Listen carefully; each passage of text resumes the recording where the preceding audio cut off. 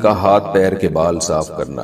India سے کسی نے پوچھا لڑکیوں کے ہاتھ پیر میں اگر بال زیادہ ہوں تو شادی سے پہلے صاف کر سکتی ہیں یا نہیں؟ زیادہ نہ بھی ہوں تو بھی صاف کر سکتی ہیں، شادی سے پہلے بھی کر سکتی ہیں، شادی کے بعد بھی کر سکتی ہیں، اس میں کوئی حرج نہیں۔ کیا خواتین اپنے پورے جسم کی ویکس کروا سکتی ہیں؟ فرحت خانیوال سے جی کروائی جا سکتی ہے، جائز ہے۔ عورت کا آئی بروز اور اپر لپس بنوانا، کیا خواتین کے لیے اپر لپس اور آئی بروز کے بال بنوانا جائز ہے؟ اگر جائز نہیں تو اس کا گناہ کیا ہے؟ محمد ارباب لاہور سے، نبی صلی اللہ علیہ وسلم نے آئی بروز بنانے والیوں پر لعنت فرمائی ہے۔ یہ گناہ کافی ہے کہ پیغمبر کی لعنت ہوگی، تو آپ سوچیں اس کا کیا ٹھکانہ ہوگا، کیونکہ یہ تغییر خلق اللہ ہے۔ آپ اپنی جو اللہ نے آپ کو شکل دی ہے اس کو زینت تو دے سکتے ہیں، لیکن ڈینٹنگ پینٹنگ کا کام کر کے اس میں چینجنگ نہیں کر سکتے آپ۔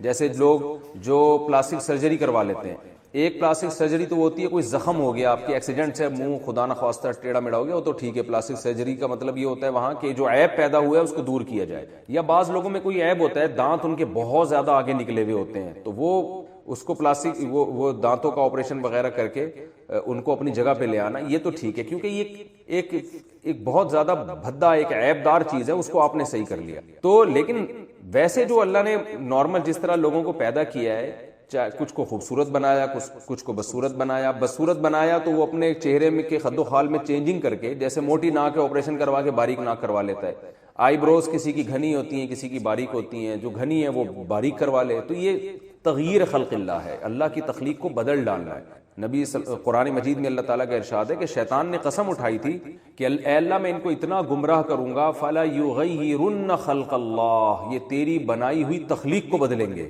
تیری بنائی ہوئی شکل پہ یہ لوگ راضی نہیں ہوں گے۔ تو یہ غیر مسلموں سے یہ چیز آئی ہے۔ مائیکل جیکسن کو دیکھیں نا، پلاسٹک سرجری کر کے بیڑا ہی غرق کر دیا تھا اپنا، پوری چمڑا چینج ہو گیا اس کا، عجیب سی شکل بن گئی تھی اس کی۔ تو یہ سب چیزیں حرام ہیں، اسلام اس کی بالکل آپ کو اجازت نہیں دیتا۔ جیسے ہی اللہ نے آپ کو شکل دی، اسی کو نہا دھو کے تھوڑا سا، خواتین ہیں تو سرخی پاؤڈر لگا لیں۔ میں لوگوں سے کہتا ہوں بہت زیادہ میلے کو چہرے تیزاب سے نہا لو بھائی، بہت زیادہ چمک جاؤ گے۔ تیزاب سے میری مراد یہ ہے کہ ذرا اچھے والے صابن سے نہا لیں آپ، تو اس سے زیادہ نہیں۔ یہ جو ہے اتنا زیادہ کہ ناک کی سرجری کروا کے باریک ناک کروا لی، اور جو بڑھاپے میں سلوٹیں آ جانا چہرے پر، یہ بھی ایک نیچرل چیز ہے، اس میں بھی آپ چینجنگ نہیں کر سکتے۔ سفید بالوں کو کالا کر لینا، بالکل بلیک کر لینا، یہ بھی جائز نہیں ہے 40 سال کے بعد۔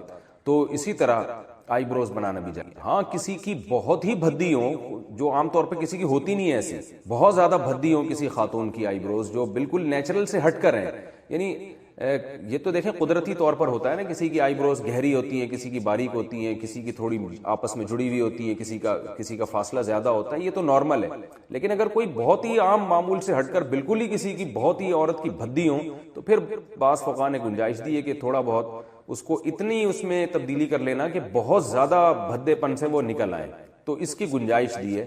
تو لیکن نارمل ایسا ہوتا نہیں ہے، نارمل تو فیشن کے لیے ہی کیا جاتا ہے، تو یہ حرام ہے، ناجائز ہے۔ اور اس میں خواتین جو سمجھتی ہیں کہ ہمارا حسن بڑھتا ہے، حسن بڑھتا نہیں ہے، وحشت پیدا ہوتی ہے، دیکھنے والے کو لگ رہا ہوتا ہے کہ یہ آرٹیفیشل ہے، یہ عجیب سی ایک وحشت ہوتی ہے، تو یہ جائز نہیں ہے۔ ہاں اپر لپس بنوانا خاتون کے لیے جائز ہے، اور چہرے پہ اور کہیں بال نکل آئیں تو وہ ان کا نوچنا بالکل آگے نا۔ تو آپ نے شروع میں بات ایسی کیوں کی ہے جو سوسائٹی میں قابل عمل نہیں ہے؟ ہمیں شریعت میں اس کی بیسیوں مثالیں ملتی ہیں کہ ایک چیز بعض دفعہ غلط ہوتی ہے لیکن مجبوری میں کیا ہوتی ہے، وہ جائز ہوتی ہے۔ ہاں وہ چیز جو صریح حرام ہے نا، وہ کبھی مجبوری میں، شراب مجبوری میں جائز نہیں ہوگی، چرس مجبوری میں جائز نہیں ہوگی۔ ایک چیز ناجائز ہے سائیڈ افیکٹ کی وجہ سے، تو اب اس کا سائیڈ افیکٹ نہ کرنے میں زیادہ ہو رہا ہے، لڑکی کا رشتہ ٹوٹنے کا خطرہ ہے، تو یہ کوئی اچھی بات ہے کہ صرف بارات کے چکر میں بہن کی رشتہ ہی ٹوٹ جائے؟ اسی طرح جہیز غلط چیز ہے، لیکن میں کہتا ہوں بھائی سسرال لالچی ہے، ان کو سمجھ میں نہیں آ رہا، آپ نے بیٹی کو اگر جہیز نہیں دیا، آگے ساری زندگی ساسوں کے تانے سنتی ہے وہ۔ جہاں ایسی سچویشن ہو تو جب ظلم سے بچنے کے لیے رشوت دینا جائز ہے، تو جہیز دینا بھی ظلم سے بچنے کے لیے جائز ہے۔ یہ وہاں روکا جائے گا جہاں دونوں پارٹیاں اس کو سمجھتی ہوں، جہاں ایک پارٹی سمجھتی ہے دوسری نہیں سمجھتی، پھر تو دینا پڑے گا آپ کو جہیز، برباد ہو جائے گی بیٹی کی زندگی۔ اور آسان مثال بیان کر دیا مولوی صاحب نے، رشوت لینا بھی حرام، رشوت دینا بھی حرام، حدیث میں ایسے ہی ہے، الراشی والمرتشی کلاہما فی النار، دونوں جہنم میں۔ لیکن آگے حدیث کی تشریح میں جب آپ جائیں گے تو علماء نے لکھا ہے لینا دینا جب حرام ہے جب آپ کسی کا حق دبانے کے لیے دے رہے ہو رشوت۔ آپ کی سیٹ بنتی نہیں تھی گورنمنٹ کی، کسی اور کا حق تھا، آپ نے حق مارا، رشوت دے کے اس سیٹ پہ آ گیا، یہ حرام ہے۔ لیکن آپ کا حق بنتا ہے. اگلا صرف رکاوٹ ڈال رہا ہے اس بیس پہ کہ آپ پیسے نہیں دے رہے, تو یہاں وہ لینے والا مجرم ہے, آپ تو مجبوری میں دے رہے ہو. نہیں ہے بات, میرا خیال ہے سمجھ, آپ تو مجبوری میں دے رہے ہو بھائی, آپ دوسرے کا حق چھیننے کے لیے نہیں, اپنا حق لینے کے لیے دے رہے ہو. اب مولوی صاحب, اب کسٹم میں دیکھ لو نا, کنٹینر پھنسے ہوئے ہوتے ہیں. اب انہوں نے حدیثیں سنی ہے رشوت لینا بھی حرام, دینا بھی حرام, وہ دے ہی نہیں رہے, تو ان کا کنٹینر قیامت آ جائے گی, حضرت عیسیٰ علیہ السلام نازل ہو جائیں گے, دجال آ جائے گا, وہ کنٹینر تباہ کر دے گا, دجال آ کے وہ نکلے گا وہاں سے. ایسے موقع پہ کیا ہوگا؟ اب وہ مولوی صاحب نے خود تو بیان کر دیا رشوت لینا بھی حرام, دینا بھی حرام, لینا بھی حرام, دینا بھی حرام. اب ان کو اپنا بزنس ہوا, کنٹینر ان کا پھنسا ہوا ہے, وہ کہنا لینا بھی حرام تو دینا بھی حرام, دینا بھی. سارے پیاز سڑ رہے ہیں بھائی, سارے پیاز کیا ہو رہے ہیں, سڑ رہے ہیں, کروڑوں روپے کا مال برباد ہو رہا ہے. تو ایسے موقع پہ وہ بیچارے کتابیں لے کے گنجائش تلاش کرتے ہیں, تو جب کتابیں اٹھاتے ہیں اس میں لکھا ہوتا ہے بھائی لینا ہر صورت میں حرام ہے, دینا اس صورت میں حرام ہے جب آپ دوسرے کا حق مار رہے ہو. گورنمنٹ آفیسر اگر آپ کا حق دبا رہا ہے تو اپنا حق لینے کے لیے دو گے تو پھر اس کو گناہ ملے گا, آپ کو نہیں ملے گا گناہ. اب جب پریکٹیکل لائف میں یہ علماء آتے ہیں نا, اس طرح کے مولانا لوگ جن کو علم کامل نہیں ہوتا, پھر وہ جب وہ دیتے ہوئے پکڑے جاتے ہیں, لو بھائی بیان کیا کر رہے تھے, دینا بھی حرام, رشوت لینا بھی, اور اب کیا کر رہے ہیں, کنٹینر کے لیے دے رہے ہیں. تو یہ وہ لوگ ہوتے ہیں جو علم میں کامل نہیں ہوتے, بات ایسی کر رہے ہوتے ہیں, ادھوری بات ہوتی ہے. ایک اور مثال دوں میں آپ کو, ایک مولوی صاحب تقریر کر رہے تھے, میں نے ان کا بیان سنا, میں نے کہا یار یہ بہت زیادہ ہو گئی ہے. وہ کہہ رہے تھے جماعت کی نماز بہت ضروری ہے. ایک نابینا صحابی نبی کی خدمت میں آئے, عرض کیا یا رسول اللہ میں گھر پہ نماز پڑھتا ہوں. آپ نے فرمایا اذان کی آواز آتی ہے, فرمایا پھر مسجد میں آنا ضروری. یہاں تک حدیث صحیح ہے. اب انہوں نے آگے بیان کر دیا کہ اگر کسی رسی کی مدد سے بھی آنا پڑے نا, راستہ نظر نہیں آ رہا, اب بیان تو کر دیا, یعنی وہ نابینا رسی پھینکے گا ہک کر کے یا کسی کو دے گا اور یوں کر کے مسجد. میں نے کہا یار یہ تو حدیث. اب بیچاروں کا علم کام, دیکھو اس مولوی صاحب کی نیت بری نہیں تھی, منافقت نہیں تھی, وہ لوگوں کو موٹیویٹ کر رہے تھے کہ یار جماعت کی اہمیت آ جائے, لیکن موٹیویشن اس اسٹائل میں کر رہے ہیں کہ جب خود پھنسیں گے نا تو بھائی یہ رسی والا طریقہ چلے گا نہیں. اللہ نہ کرے وہ نابینا ہو جائیں اور کوئی رسی لا کے پکڑا دے, بولے گا بھائی کب تک رسی سے میں آؤں گا یار, گھر میں پڑھنے دے, یہی کہیں گے نا. تو لوگ کہیں گے لو بھائی ان کے قول میں اور ان کے عمل میں کیا ہے, تضاد ہے, باتیں کچھ کر رہے ہیں, تقریریں کچھ اور عمل کچھ. تو یہ میں نے بھی اپنی, یہ جس نے سوال پوچھا ہے بالکل صحیح پوچھا ہے. بہت سے مولانا لوگ کیا کرتے ہیں, ایسی بات بتا رہے ہوتے ہیں لوگوں کو ممبر پہ, اس وقت لوگ بلے بلے واہ واہ سبحان اللہ زبردست حق پرست, جیسے ماضی میں کچھ ایسے لوگ گزرے. تو ایک اصول ضابطہ رکھو بھائی, ہم نے ریاست کو بچانا ہے بس, ایسی کی ہمیں شخصیت ہے بعد میں, پہلے کیا ہے, اسٹیٹ ہے, ریاست ہے, ہماری پالیسی ہے, اسٹیٹ پہ کمپرومائز نہیں ہوگا, بس پاکستانی ہے, مسلمان ہے, اس کے بعد ہم پاکستانی ہے, ختم. تو اس میں کبھی فوج کی مخالفت بھی ہوگی, کبھی حمایت بھی ہوگی. اگر آپ نے ایک ہی چیز کو درد سر بنا لیا تو پھر آپ پھنس جاؤ گے. تو خیر ملک میں ہوتا بہت الٹا سیدھا غلط ہو رہا ہے بہت کچھ, جو ابھی جو حالات چل رہے ہیں کوئی اچھے حالات تھوڑی چل رہے ہیں. اچھا خیر, تو میں کہاں, تو یہ جو کسی نے پوچھا نا مذہبی اسکالر ایسا کرتے ہیں, یہ ایسا کرتے ہیں بےچارے, وہ غلط نہیں ہوتے, ان کو پوری نالج نہیں ہوتی, ممبر پہ وہ ایک دم جوش میں تقریریں. ایک اور میں مثال دے دیتا ہوں. اب یہ جو حکومت کہتی ہے گیس پمپ مت لگاؤ, ایسا ہی ہے نا, کیا کہتے ہیں اس کو, جو سیکشن لگاتے ہیں نا, گیس ساری کھینچ لیتے ہیں بھائی, کمپریسر لگاتے ہیں اور ساری گیس کھینچ لیتے ہیں. یہ بالکل ایسے ہی جیسے ایک زمانے میں نا ہم جب چھوٹے تھے تو ہمارے امام صاحب نے مسجد میں ممبر پہ بیان کیا کہ پانی کی موٹریں مت لگاؤ. واقعی یہ اللیگل تھا. گورنمنٹ جو گھروں میں پانی دیتی ہے تو وہ جو موٹریں لائن سے سک کرتی ہیں نا, امام صاحب نے بیان کیا یہ غیر قانونی, واقعی غیر قانونی تھا, یہ حرام ہے, ناجائز ہے, اس سے پانی چوری کرنے کا گناہ ملے گا. اب امام صاحب بیچاروں نے اچھی نیت سے بیان کیا, تھوڑے دن میں امام صاحب کے اپنے گھر میں موٹر لگی ہوئی. مجھے تو پتا تھا, میں نے بتایا ہی نہیں لوگوں کو, اور یوٹیوب بھی نہیں تھا, وہ لوگ پی گئے. حالانکہ امام صاحب غلط نہیں تھے, نہ ان کی نیت چوری کی تھی, انہوں نے بیچاروں نے اپنے لحاظ سے صحیح بتایا. بات یہ ہے کہ موٹر تو لگانا اللیگل ہے. کیوں؟ وجہ اس کی ہے کہ جو پانی گھروں میں ڈیوائیڈ ہو کے جائے گا, جب آپ لگاؤ گے تو سارا پانی تو آپ کھینچ لو گے. لیکن بات یہ کہ جب سب نے یہ اللیگل کام کر لیا, سب نے لگا لی, اب اگر آپ نہیں لگاؤ گے نا تو 2 قطرے بھی آپ کو نہیں ملیں گے. اب لگانا جائز ہو گیا, اس لیے کہ اب دوسرے کا حق دبانے کے لیے نہیں ہے, بلکہ اپنا جائز حق تو ملے بھائی. تو امام صاحب نے یا دائیں بائیں دیکھا, یار میری تقریر یوٹیوب تو ہے نہیں, کوئی ریکارڈنگ بھی نہیں ہے, پی گئے نا, چپکے سے لا کے گھر میں لگا دو. اب کوئی امام صاحب کو دیکھتا بولتا ہی پہلے تقریر کر رہے تھے, موٹریں لگانا حرام ہے, خود لگائی ہوئی. تو وہ بیچاروں کو اس لیے ان کو چاہیے تھا کہ بھائی پوری نالج لیتے, اس کے سائیڈ افیکٹ کیا ہوں گے, اس کے فائدے کیا ہیں, نقصانات کیا ہیں. گورنمنٹ تو بہت ساری چیزوں کو اللیگل کرتے کرتے خود ہی حکومتوں کے گھر میں, یہ جنریٹر جو ہم چلاتے ہیں گیس پہ, یہ بھی تو اللیگل ہے. ساری دنیا نے گیس کے جنریٹر لگائے ہوئے ہیں, تو یہ کون سا اللیگل ہے بھائی؟ آپ نہیں لگاؤ گے تو کیا ہوگا, اندھیروں میں قبر کے اندھیرے آپ کو یاد آتے رہیں گے. تو یہ اللیگل ہے, لیکن گورنمنٹ اس کو اللیگل بنائے نا, پریکٹیکلی پکڑے لوگوں کو. بالکل اب یہ گیس میں بھی ایسا ہی ہو گیا ہے. مجھ سے لوگ پوچھتے تھے پرسنلی کہ گیس کا یہ جو کمپریسر لگاتے ہیں گیس کھینچ لیتے ہیں, گیس آج کل لوڈ شیڈنگ ہو رہی ہے نا, تو میں کہتا تھا یار انلیگل کام مت کرو, لیکن میں نے بیان میں نہیں کہا یہ, اس لیے کہ مجھے یہی خطرہ لگ رہا تھا کہ یار کل جو ہے نا سب لگائیں گے تو پھر میرا بیان یہ لوگ چلائیں گے. میں نے ابھی تک نہیں لگایا, میرے ان تینوں گھروں میں کہیں بھی نہیں ہے وہ, تو چاروں گھروں میں 3 اختلاف, وہ عادت پرانی ہو گئی ہے نا. تو اب کیا ہے کہ بھائی اگر آپ اس میں بعض اپارٹمنٹ ایسے ہیں, لوگوں نے ہم سے آگے پوچھا, بولے ہم اگر نہیں لگا رہے نا تو ایک گیس کی اسمیل بھی نہیں آ رہی کیونکہ سب نے لگا لیا. اب میں ان کو فتوا دوں کہ آپ کے لیے لگانا بھی ناجائز ہے, تو یہ فتوا غلط ہو. اس لیے کہ گورنمنٹ جب انلیگل کر رہی ہے تو عمل کر کے دکھائے نا, لوگوں کو پکڑے, سارے وہ کمپریسر اتارے وہاں سے, ورنہ جو نہیں لگائے گا اس کو تو گیس ملے گی نہیں, وہ بیٹھا رہے گا اندھیروں میں, لکڑیاں جلائے گا کیا وہ فلیٹوں میں جا کے. تو یہ چل رہا ہے مارکیٹ میں, تو یہ کرتے ہیں بیچارے, یہ ناسمجھی میں کر رہے ہوتے ہیں, اور کچھ ظاہر ہے 2 نمبری میں بھی کر رہے ہوتے ہیں. تو سارے مولوی صحیح تھوڑی ہوتے ہیں, 2 نمبر بھی ہوتے ہیں. اور پھر بھی میں بتا دوں, اگر 1 نمبر بھی مولوی ہے تو مولوی ہونے کا مطلب فرشتہ وہ بھی انسان ہوتا ہے. یہ جو اللہ نے قرآن میں کہا نا, وَمَن يَعْمَلْ سُوءًا ثُمَّ وَمَن يَعْمَلْ سُوءًا أَوْ يَظْلِمْ نَفْسَهُ ثُمَّ يَسْتَغْفِرِ اللَّهَ يَجِدِ اللَّهَ غَفُورًا رَحِيمًا. کسی سے کوئی گناہ ہو جائے, توبہ کرے تو اللہ معاف کرے گا. تو یہ آیت صرف غیر مولوی کے بارے میں نہیں ہے, مولوی بھی اس میں شامل ہیں. تو سب کے لیے, صرف پیغمبر معصوم علی الخطا ہوتے ہیں, تو کسی کی پرائیویسی میں گھسنے کی آپ کو ضرورت کیا ہے, ٹھیک ہے نا. آپ دیکھو بھائی بات صحیح کر رہا ہے, سمجھ میں آ رہی ہے, ٹھیک ہے بھائی. ہمیں شریعت نے پردہ ڈالنے کا حکم دیا, کسی کا عیب سامنے آئے تو کیا کرو بھائی, پردہ ڈالو. ہاں ایسا عیب جس سے لوگوں کو نقصان ہو رہا ہو, چوری کہاں کر رہا ہے, چرس تقسیم کر رہا ہے چپکے چپکے, اس سے تو سوسائٹی تباہ ہو رہی ہے. ایسے عیبوں میں اس کو تنبیہ کی جائے گی, نہ مانے تو اس کو دنیا کے سامنے لایا جائے. جیسے جو سیاسی لیڈر کوئی رشوت لیتا ہوا پکڑا جائے تو ایسے لوگوں کو ایکسپوز کرنا چاہیے, کیونکہ یہ ضرر اس کی ذات تک نہیں ہے بلکہ یہ ضرر متعدی ہے, لوگوں تک پھیل رہا ہے. ہماری دونوں شیعوں ہو گیا کیا غیر مسلم کے ناپاک کو. اب وہی بات ہے, میرے پاس ایک دفعہ ایک شخص آیا کہ میں جگہ جاب کر رہا ہوں تو وہاں خواتین بھی ہیں, نظر کی حفاظت نہیں ہوتی, تو میرے شیخ نے فتویٰ دیا ہے کہ یہ ناجائز ہے, چھوڑ دو اس کو. میں نے کہا میرے بھائی تمہارے شیخ کی نیت پہ مجھے کوئی شک نہیں ہے, لیکن تمہارے شیخ بھی تمہاری طرح بے روزگار ہو گئے نا, اور ان کے بچے کو یہاں جاب ملی تو یہ فتویٰ فوراً کیا ہو جائے گا, کیونکہ ابھی تو بد نظری کا فتنہ ہے, انٹی ونٹی نظر آ کے دماغ خراب ہو رہا ہے. جب پیسے نہیں آئیں گے نا گھر میں تو جو چترول لگیں گے نا چاروں طرف سے گالیاں, اس میں بھی سٹے لگاؤ گے ڈپریشن ختم کرنے کے لیے. تو اس کا حل یہ ہے کہ نظر کی حفاظت کرو, کوئی ضرورت سے بات کرنی پڑتی ہے تو بات کر لو, اپنی بہن سسٹر کہہ کے. ایک بات یاد رکھو, جن کا بھی لڑکیوں سے واسطہ پڑتا ہے بہن کہنا سیکھ لیں, اس کو 99% مسئلہ یہاں سے حل ہو جاتا ہے. بہن کیا حال ہے, وہ بہن سے ہی شروع کیا کرو, تو دیکھو پھر وہ لائن ہی نہیں مارے گی. بہن بول دیا نا تو آدھا سے زیادہ مسئلہ یہاں. اور بولتا نہیں ہے, شرارتی آدمی, دل میں چور ہوتا ہے اس کے, وہ زہر کا پیالہ پی لے گا, اس کے منہ سے بہن نہیں نکلی. تو بہن کہنا سیکھ. غیر مسلم کے ناپاک کپڑے دھو کر استعمال کر سکتے, کیوں نہیں کر سکتے بھائی. یہ لنڈے کا سارا مال جو استعمال کرو, کیا حاجیوں کا مال ہے کیا یہ؟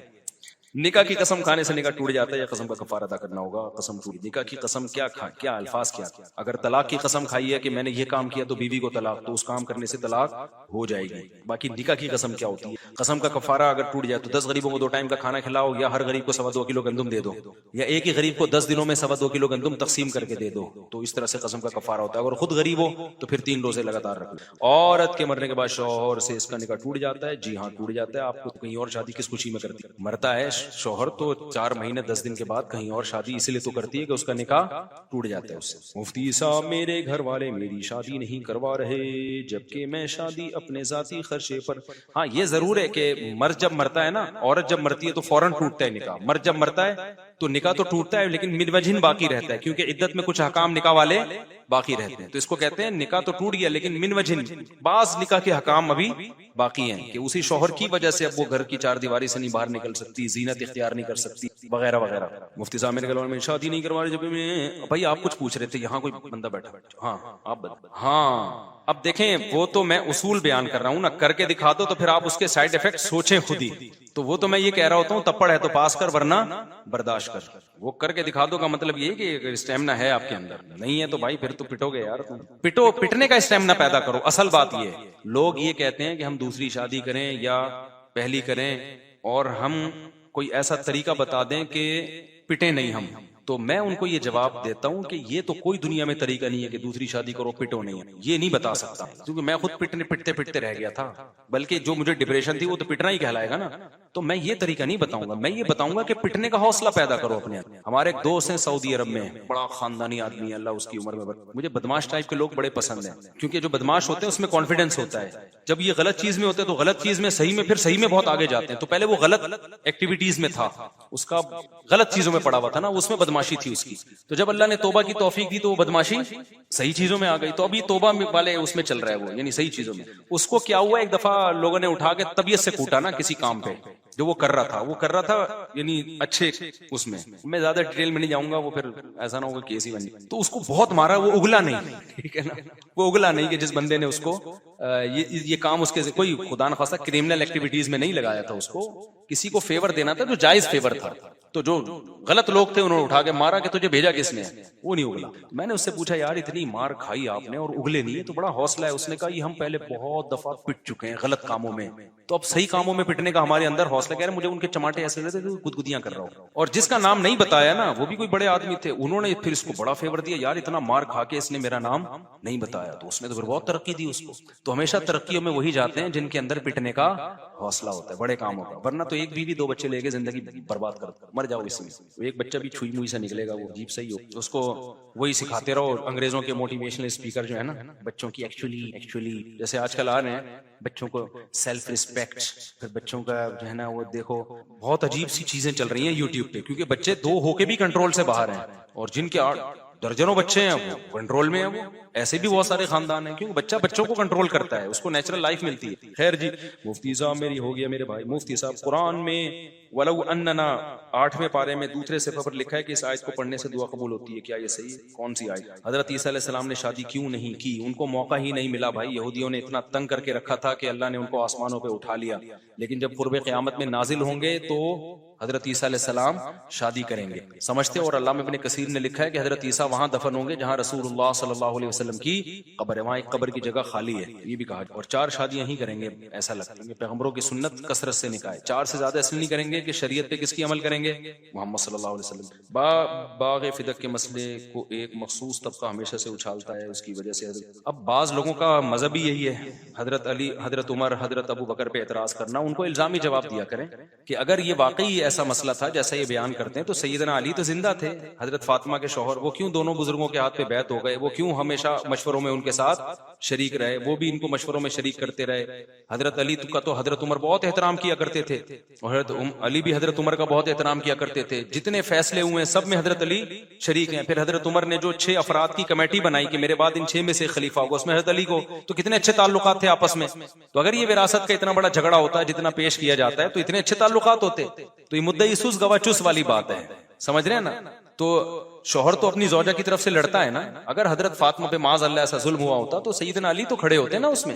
تو حضرت فاطمہ کو غلط فہمی تھی, حضرت ابو بکر نے حدیث سنا دی کہ انبیاء کی وراثت تقسیم نہیں ہوتی. وہ کیا لالچ کریں گے جو سارا سامان نبی کی خدمت میں لے کر آ گئے, صحیح حدیث ہے نا, نبی نے ان کا سارا, انہوں نے ایک موقع پہ حضرت ابوبکر سارا سامان لے کر آ گئے. نبی نے پوچھا کہ گھر میں کچھ چھوڑا, فرمایا اللہ رسول کا نام چھوڑا ہے. تو کیا وہ ایک باغ, اور وہ بھی نبی کی بیٹی کا, وہ قبضہ کر کے بیٹھیں گے؟ کوئی کامن سینس کی بات ہے یہ, جو نبی کا غار میں, نبی کے غار یار ہیں وہاں تنہا نہیں چھوڑ رہے. اور سورہ توبہ کی آیتیں دیکھو, ایسی جاندار آیتیں ہیں, یا ایھا الذین آمنوا, اے ایمان والو, اگر تم الا تنصروہ, اگر تم پیغمبر کی مدد نہیں کرو گے نہ کرو. یہ قرآن کا انداز ہے. فقد نصرہ اللہ اذ اخرجہ الذین کفروا, اللہ نے اس وقت بھی مدد کی ہے جب مشرکین نے ان کو نکال دیا تھا. ثانی اثنین, جب 2 میں سے یہ ایک تھے, ایک ابو بکر اور ایک یہ. تو اللہ نے پوری امت کو ابو بکر کے مقابلے میں ذکر کیا ہے کہ تم سارے چھوڑ دو نا, ابو بکر تو نبی کے ساتھ ہے. اللہ نے اس وقت ابو بکر کے ذریعے مدد کی ہے. اور اذ یقول لصاحبہ, جب نبی ابو بکر سے کہہ رہے تھے, اپنے ساتھی سے, قرآن صاحب کا لفظ صرف ابو بکر کے لیے استعمال کیا, اپنے ساتھی سے کہہ رہے تھے, لا تحزن, غم نہ کر, ان اللہ معنا, اللہ ہمارے ساتھ ہے. دیکھو موسیٰ علیہ السلام جب دریا پہ آ کے رک گئے نا, اور پیچھے سے فرعون آیا, بنی اسرائیل نے کہا ہم تو مارے گئے. موسیٰ نے کیا کہا, ان معی ربی, میرے ساتھ کون ہے, میرا اللہ ہے. یہ نہیں کہا اللہ ہم سب کے ساتھ ہے. موسیٰ علیہ السلام کو ڈر تھا کہ میری تو مدد ہوگی, ان کی پتہ نہیں ہوگی کہ نہیں ہوگی, کیونکہ کسی موقع پہ ساتھ ہی نہیں دے رہے. اتنی اللہ نے مدد کر دی ہے, تو اب اللہ کوئی راہ نکال لے گا یہاں کے, اگر مروا دیا, انا لمدرکون, ہے موسیٰ مر گئے, پکڑے گئے, تو فرعون تو مارے گا. تو توکل ذرا بھی نہیں تھا. اس لیے موسیٰ علیہ السلام نے کہا ان معی ربی, میرے ساتھ کون ہے, میرے رب ہے، تمہارا کوئی بھروسہ نہیں ہے. لیکن جب ابو بکر غار میں تھے اور چاروں طرف سے گھیر لیا، بالکل وہی سچویشن جو فرعون کی تھی، تو نبی نے کیا فرمایا؟ غم نہ کرو، ہمارے ساتھ کون ہے؟ ہم دونوں کے ساتھ اللہ ہے. ان کو پتا تھا جانثار ساتھی ہیں، ایسا نہیں ہو سکتا اللہ میری مدد کرے ابو بکر کی نہ کرے. تو یار اتنی بڑی فضیلت، وہ باغ کھائیں گے یار، سوچنے کی بات ہے. وہ کسی کے باغ پہ قبضہ کریں گے اور وہ بھی پیغمبر کی بیٹی کی، تو یہ غلط بات ہے. اس کو شیعہ حضرات کو چاہیے تھوڑا سا ہوش کے ناخن لیں. کیوں امت میں اختلاف پھیلا رہے ہیں؟ سارے شیعہ ایسی باتیں کرتے بھی نہیں ہیں. جو آج کل نئے نئے مارکیٹ میں خطیب آ رہے ہیں وہ زیادہ ان مسئلوں کو اجاگر کر رہے ہیں. حضرت علی نے اپنی بیٹی بھی دی تھی حضرت عمر کو، ان سے نکاح ہوا ہے، لیکن شیعہ لوگ تو اس کا انکار کرتے ہیں، حالانکہ یہ تاریخی حقیقت ہے جو خود شیعوں کی کتابوں سے ثابت ہے. لیکن چلو وہ تو ایک بات کی چیز ہے نا. تو یہ تو کتنی بڑی حقیقت ہے. کیوں ایک وراثت کا ایک مال کیوں روکیں گے وہ جو نبی پر اتنا کچھ جانثار کیا؟ پھر حضرت حسن حسین نے کیوں اعتراض نہیں کیا بڑے ہونے کے بعد؟ کوئی ایک تقریر حضرت حسن حسین کی دکھاؤ ابو بکر عمر کے خلاف. حضرت عمر تو حضرت حسن حسین کا بڑا اکرام کیا کرتے تھے، اور گلی میں چلتے پھرتے جب چھوٹے تھے تو ان کو اٹھا کے پیار کرتے. ایک دفعہ حضرت حسن جو ہے وہ کہیں گلی میں کھیل رہے تھے، حضرت علی بھی تھے، حضرت عمر نے فرمایا، گود میں اٹھا کے فرمایا، شبیہم بمحمد لا بعلی، یہ تو نبی کے مشابہ، علی تمہاری شکل پہ نہیں گئے یہ. اور حضرت علی ہنس رہے تھے، یعنی کہا کہ یہ تو پیغمبر کے زیادہ مشابہ ہیں یہ. تو پھر حضرت عمر نے کتنا پروٹوکول دیا حضرت حسین کو. آپ کو پتا ہے حضرت حسن کی جو امام زین العابدین ہیں جو کربلا میں اکیلے باقی بچ گئے تھے، ان کی والدہ کون تھی؟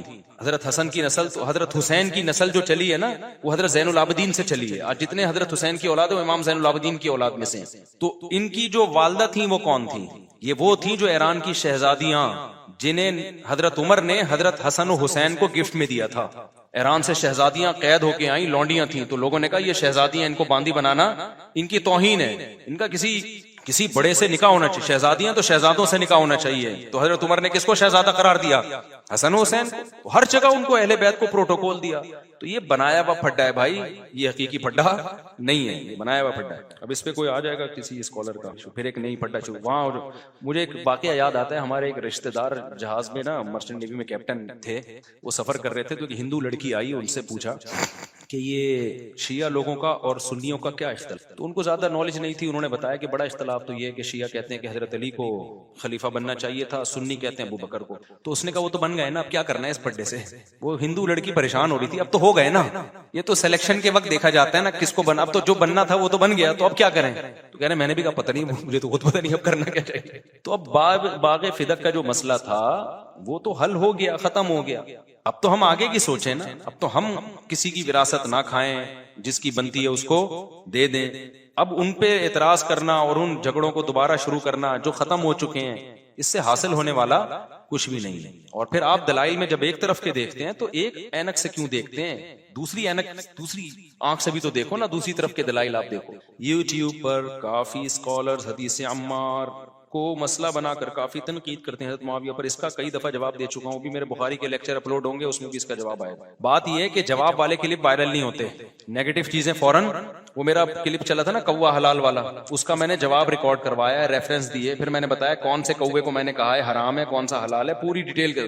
جس نے وہ جواب سنا مطمئن ہو گیا، لیکن وہ جواب کہیں پھیل کے ہی نہیں دے رہا. بس جو ایک چیز چلی گئی وہ اس پہ لوگ کلپ بنا کے نا اعتراض. میں نے اس کوے کو نہیں بولا یہ والا جو کوا ہے آپ کا، اگر اس کو میں حلال بولتا تو ہو سکتا کوا بریانی کھلاتا آپ کو میں بیٹھ گئے.